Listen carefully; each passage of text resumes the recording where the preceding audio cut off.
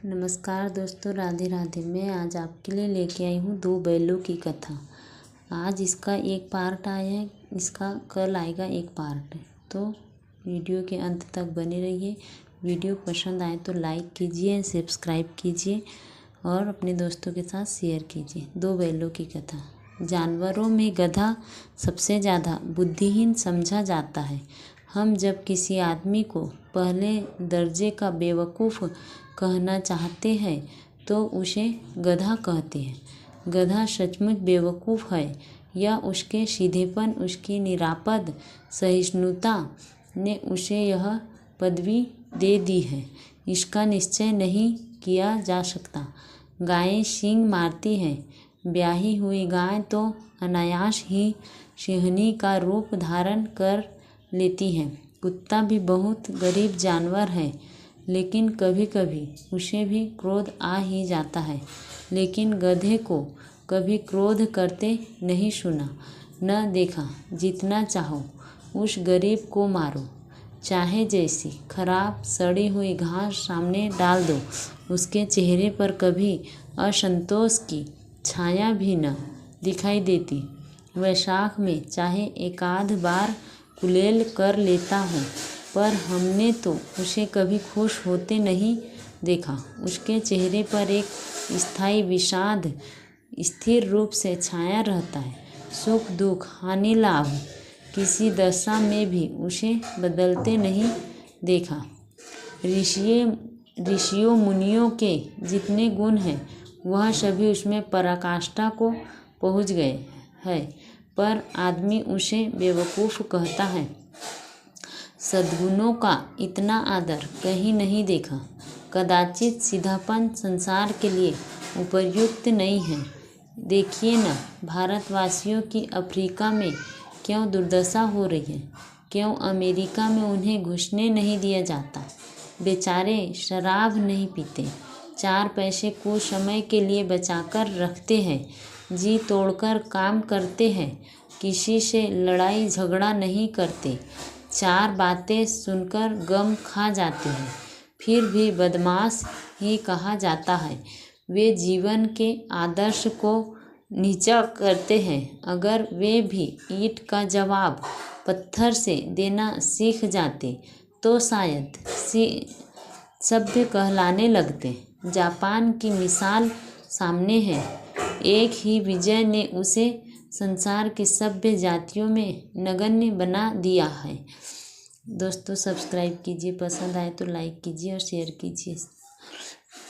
नगण्य बना दिया है। लेकिन गधे का एक छोटा भाई है और भी है, जो उससे कुछ ही कम गधा है, और वह है बैल। जिस अर्थ में हम गधा का प्रयोग करते हैं, कुछ उसी से मिलते जुलते अर्थ में बछिया के ताऊ का प्रयोग भी करते हैं। कुछ लोग बैल को शायद बेवकूफ़ में सर्वश्रेष्ठ कहेंगे, मगर हमारा विचार ऐसा नहीं है। बैल कभी कभी मारता भी है। कभी कभी अड़ियल बैल भी देखने में आ जाता है, और भी कई रीतियों से वह अपना असंतोष प्रकट कर देता है। अतएव उसका स्थान गधे से नीचा है। देखिए दोस्तों, कितनी इंटरेस्टिंग कहानी है। दो बैलों की कथा है। आप वीडियो में अंत तक बने रहिए, बहुत मज़ा आने वाला है। झूरी काछी के दोनों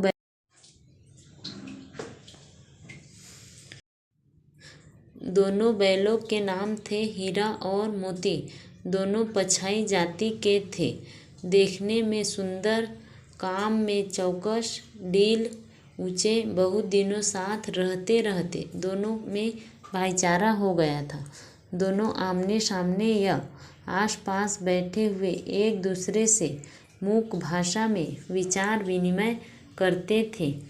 एक दूसरे के मन की बात कैसे समझ जाता था, हम नहीं कह सकते। अवश्य ही उनमें कोई ऐसी गुप्त शक्ति थी जिससे जीवों में श्रेष्ठता का दावा करने वाला मनुष्य वंचित है। दोनों एक दूसरे को चाट चाटकर और सूंघकर अपना प्रेम प्रकट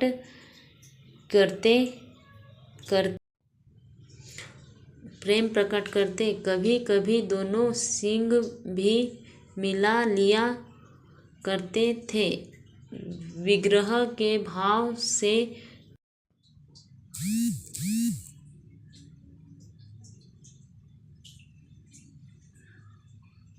केवल विनोद के भाव से, आत्मीयता के भाव से, जैसे दोस्तों में घनिष्ठता होते ही धौल धप्पा होने लगता है। इसके बिना दोस्ती कुछ फुसफुसी, कुछ हल्की सी रहती है, जिस पर ज़्यादा विश्वास नहीं किया जा सकता।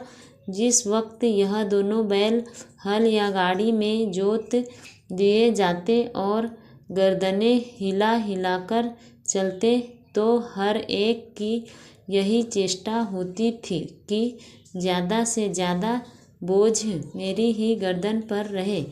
दिन भर के बाद दोपहर या संध्या को दोनों खुलते तो एक दूसरे को चाट चूट कर अपनी थकान मिटा लिया करते। नांद में खली भूसा पड़ जाने के बाद दोनों साथ साथ उठते और साथ नांद में मुंह डालते और साथ ही बैठते थे। एक मुंह हटा लेता तो दूसरा भी हटा लेता था। संयोग की बात, झूरी ने एक बार गोई को ससुराल भेज दिया। बैलों को क्या मालूम वे क्यों भेजे जा रहे हैं। समझे मालिक ने हमें बेच दिया। अपना यों बेचा जाना उन्हें अच्छा लगा या बुरा कौन जाने, पर झूरी के साले गया को घर तक गोई ले जाने में दांतों पसीना आ गया। पीछे से हाँकता तो दोनों दाएं बाएं भागते, पगहिया पकड़कर आगे से खींचता तो दोनों पीछे को जोर लगाते, मारता तो दोनों सींग नीचे करके हुंकारते। अगर ईश्वर ने उन्हें वाणी दी होती तो झूरी से पूछते, तुम हम गरीबों को क्यों निकाल रहे हो? हमने तो तुम्हारी सेवा करने में कोई कसर नहीं उठा रखी। अगर इतनी मेहनत से काम न चलता था तो और काम लेते। हमें तो तुम्हारी चाकरी में मर जाना कबूल था। हमने कभी दाने चारे की शिकायत नहीं की। तुमने जो कुछ खिलाया वह सिर झुकाकर खा लिया। फिर तुमने हमें इस जालिम के हाथ क्यों बेच दिया? संध्या समय दोनों बैल अपने नए स्थान पर पहुँचे। दिन भर के भूखे थे, लेकिन जब नांद में लगाए गए तो एक ने भी उसमें मुंह न डाला। दिल भारी हो रहा था। जिससे उन्होंने अपना घर समझ रखा था वह आज उनसे छूट गया था। यह नया घर, नया गांव, नए आदमी सब उन्हें बेगाने से लगते थे। दोनों ने अपनी मूक भाषा में सलाह की, एक दूसरे को कनखियों से देखा और लेट गए। जब गांव में सोता पड़ गया तो दोनों जोर मारकर पगहे तुड़ा डाले और घर की तरफ चले। पगहे बहुत मजबूत थे। अनुमान न हो सकता था कि कोई बैल उन्हें तोड़ सकेगा, पर इन दोनों में इस समय दूनी शक्ति आ गई थी। एक एक झटके में रस्सियाँ टूटी। झूरी प्रातःकाल सोकर उठा तो देखा कि दोनों बैल चरनी पर खड़े हैं। दोनों की गर्दनों में आधा आधा गराव लटक रहा है। घुटनों तक पाँव कीचड़ से भरे हैं और दोनों की आँखों में विद्रोहमय स्नेह झलक रहा है।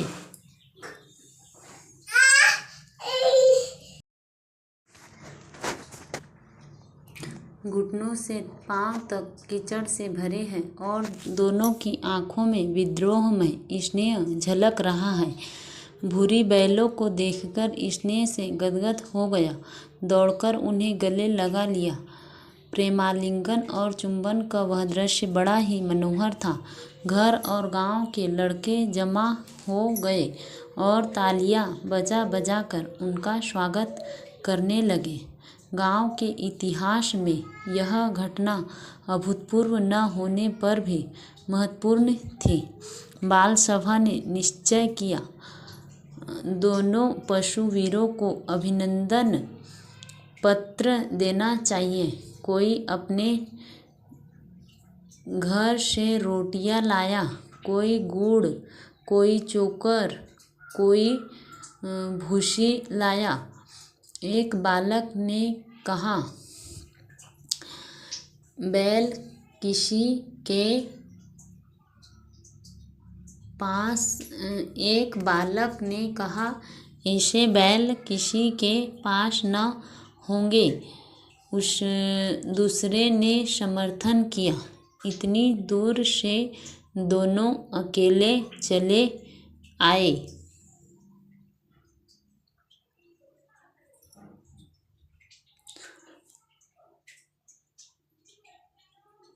तीसरा बोला, बैल नहीं है, वे उस जन्म के आदमी है।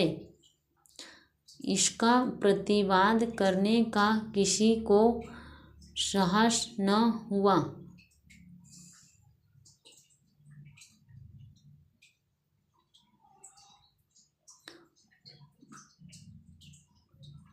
झूरी की स्त्री ने बैलों को द्वार पर देखा तो जल उठी। बोली, कैसे नमक हराम बैल है कि एक दिन भी वहाँ काम न किया। भाग खड़े हुए। झूरी अपने बैलों पर यह आक्षेप न सुन सका। नमक हराम क्यों है? चारा दाना न दिया होगा तो क्या करते?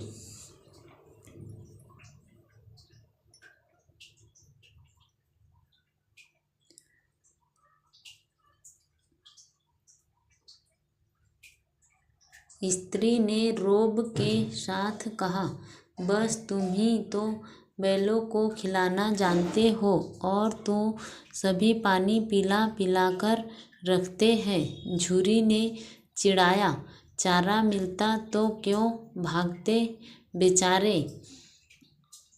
स्त्री चिड़ी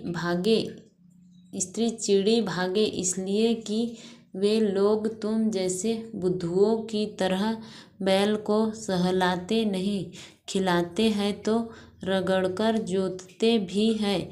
यह दोनों ठहरे कामचोर भाग निकले। अब देखूं कहाँ से खली और चोकर मिलता है। सूखे भूसे के सिवा कुछ न दूंगी, खाए चाहे मरे। वही हुआ। मजूर को कड़ी ताकीद कर दी गई कि बैलों को खाली सूखा भूसा दिया जाए।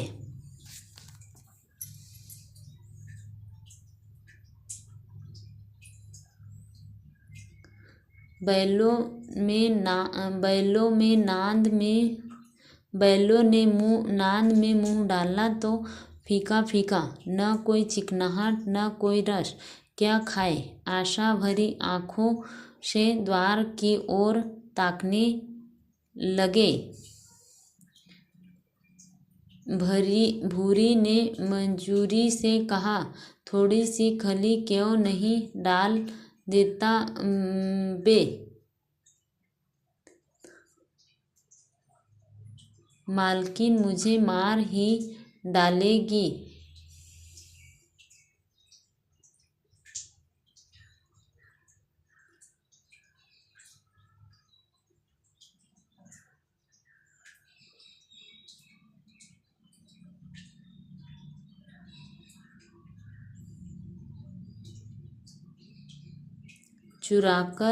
मालकिन मुझे मार ही डालेगी। चुराकर डाल आ न। दादा पीछे से तुम भी उन्हीं की सी कहोगे।